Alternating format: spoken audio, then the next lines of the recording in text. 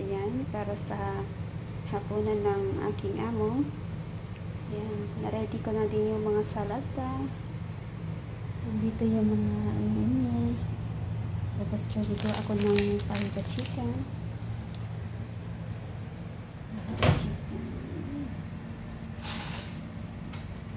Tapos dito ko nilagay yung chicken.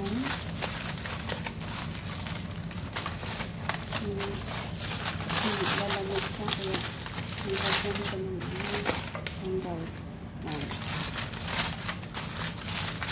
Kasi lalamig siya. Mamaya pa magkain sila. Tapos ang mga salad, ayan. Tapos ayun isa. Tsaka yan yung